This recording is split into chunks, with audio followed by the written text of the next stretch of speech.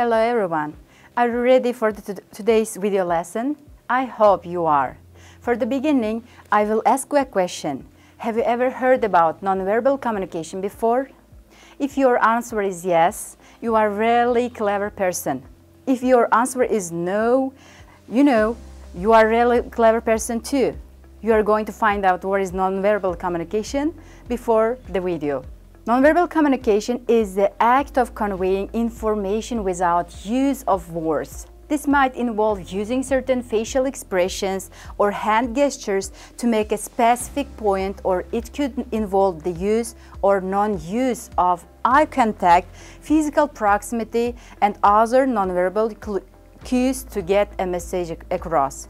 Communicating nonverbal can occur through many types of behaviors. Some psychologists categorize nonverbal signals according to the sensory modalities they require, which are primarily auditory or visual. Also, tactile and olfactory signals may also be used. Auditory nonverbal communication includes nonverbal emotive sounds such as laughter and screams, as well as speech. Modification behaviors such as the insertion of sarcasm into a story, or changing one's tone, or inserting a dramatic pause into a sentence, these speech modification behaviors are sometimes called voice quality cues or paralanguage. Visual nonverbal communication is a broad category of behaviors that includes facial expressions, eye contact, gestural, postural, and positional cues.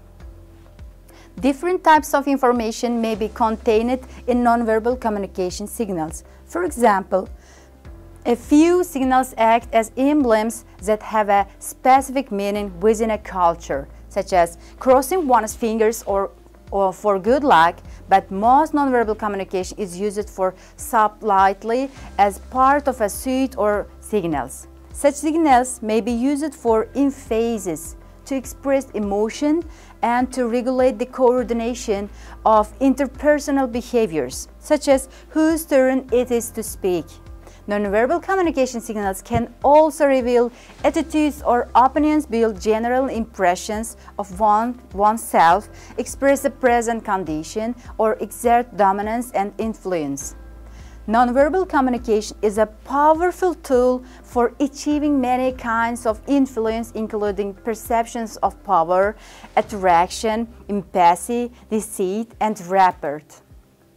Research demonstrates that the people produce and understand what is nonverbal communication signals relate to facial expressions in a universally shared manner across cultures. Thus, these signals do not appear to require learning, implying that there is an instinctive evolutionary origin to nonverbal communication involving facial expressions. Many other components of nonverbal communication appear to be learned and may depend upon where an individual lives. Every day, we respond to thousands of nonverbal cues and behaviors, including postures, facial expressions, eye gaze, gestures, and tone of voice. From our handshakes to our hairstyle, our nonverbal communication reveals who we are and impacts how we relate to other people. Scientific research on nonverbal communication and behavior began with the 1872 publication of Charles Darwin's The Expression of the Emotions in Man and Animals. Since that time, abundant research has been conducted regarding the types, effects, and expression of unspoken communication and behavior. While these signals can be so subtle that we are not consciously aware of them, research has identified 9 types of nonverbal communication. These nonverbal communication types are facial expressions, gestures, paralinguistics, such as loudness or tone of voice, body language, proximity or personal space, eye gaze, haptics, touch, appearance, and artifacts. While these signals can be so subtle that we are not consciously aware of them, research has identified 9 of them. Okay, types of nonverbal communication. Let's through them, let's look them, and let's learn them. Facial expression, the first one.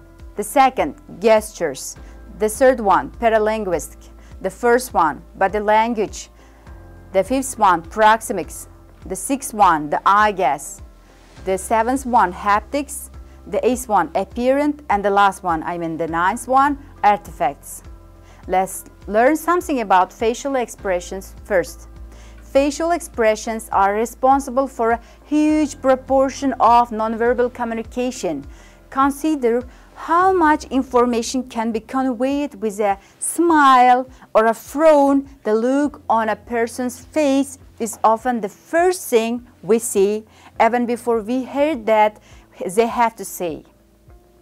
Okay, while nonverbal communication and behavior can vary dramatically between cultures, the facial expressions for happiness, sadness, anger, and fear are similar throughout the world.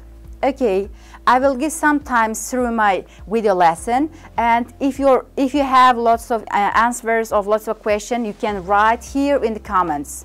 The first task for this one. Okay, how many types of nonverbal communication can you see in this picture? Write your comments and write your answers in the comments here below. The second one is gestures. Deliberate movements and signals are in an important way to communicate meaning without words. Common gestures include waving, pointing, and giving thumbs up sign. Other gestures are arbitrary and relate to culture. For instance, in the US, putting the index finger in the middle finger at the shape of V with your palm facing out is often considered to be a sign of peace or victory. It means victory then. Yet in Britain, Australia, and other parts of the world, this gesture can be considered as an insult. Nonverbal communication via gestures is a powerful and influential that some judges place limits on which ones are allowed in the courtroom, where they can sway jury opinions. An attorney might glance at their watch, suggests that the opposing lawyer's argument is tedious, for instance, or they may roll their eyes during a witness testimony in an attempt to undermine that person's credibility. The third one, paralinguistics. What is itself? What does it mean? Let's look them. Paralinguistics refers to vocal communication. The use of your vocal communication that is separate from actual language. This form of nonverbal communication includes factors such as tone of voice, loudness, inflection, and pitch. Consider the powerful effect that tone of voice can have on the meaning of a sentence. When said in a strong tone of voice, listeners might interpret a statement as an approval and enthusiasm. The same words said in a hesitant tone can convey disapproval and a lack of interest. When people speak to us, okay, let's look at some statistics given by the researchers. Okay, we observe a mere 7% of what they're saying through the word they use. Okay, it means if you are using lots of information through your words, it means 7% overall. And we derive 55% of the meaning from their body gestures and posture and physical clues, and 38% from the tone and inflection of words they present. Okay, you can see 55% for the body language and 38% for the tone and inflections of your voice. Okay, the first one, body language and posture. Posture movement can also provide a great deal of information. Research on body language has grown significantly since 1970s, with popular media focusing on the over-interpretation of defensive postures, such as arm crossing, leg crossing, especially after the publication of Julius Fast's book, Body Language. While this nonverbal communication can indicate feelings and attitudes, research suggests that body language is far more subtle and less definitive than previously believed. The fifth one, proxemics. People often refer to their need for personal space. This is known as proxemics and is another important type of nonverbal communication. The amount of distance we need and the amount of space we perceive as belonging to us are influenced by several factors. Among them are social norms, cultural expectations, situational factors, personality characteristics, and level of familiarity. The amount of personal space needed when having a casual conversation with another person can vary between 18 inches and 4 feet. It means 4 feet. And the personal distance needed when speaking to a crowd of people is usually around 10 to 12 feet. And sixth one is I guess. What type of nonverbal communication is it? The eye plays a role in nonverbal communication with such things as looking, staring, blinking, being important cues. For example, when you encounter people or things that you like, your rate of blinking increases and your pupils delight. People's eyes can indicate a range of emotions, including hostility, interest, and attraction. Okay, the next task one is task 2. Okay, what does an eye roll mean in your country? Okay, you can say that in Uzbekistan, eye roll mean is lying someone. It means telling a lie through the conversation. Okay, if you have true answer for this question, you can write your answers here in the comments. People also utilize I guess as a means to determine if someone is being honest. For normal, steady eye contact is often taken as a sign that person is telling the truth and trustworthy as well. Shifty eyes, it means looking up and down, and an inability to maintain eye contact, on the other hand, is frequently seen as an indicator that someone is lying or being deceptive. Seventh one is haptics. What kind of nonverbal communication itself? Let's learn some kind of information about it. Communicating through touch, I mean touching someone, touching something, and other kinds of words. Touch is another important nonverbal communication behavior. Touch can be used to communicate affection, familiarity, sympathy, and other emotions. In her book, Interpersonal Communication, Everyday Encounters, author Julia Wood writes that touch is also often used to communicate both status and power.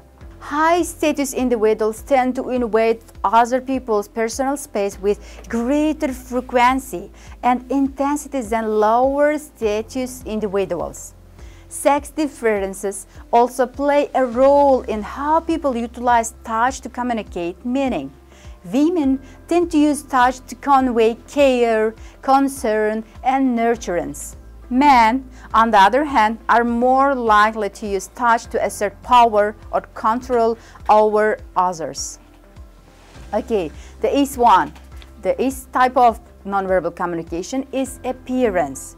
Our choice of clothing, hairstyle, other appearance factors are also considered a means of nonverbal communication. Research on color psychology has demonstrated that different colors can evoke different moods. You can see lots of color in my clothing style. One 1996 study found that attorneys who were rated as more attractive than their peers earned nearly 15% more than those ranked as less attractive. Just think of all the subtle judgments you quickly make about someone based on their appearance. These first impressions are important. Trust me, if you are making someone's first impression as really great, and you must properly suited clothes, which is why experts suggest that job seekers dress appropriately for interviews with potential employees, like costume and suit. Researchers have found that appearance can even play a role in how much people earn money.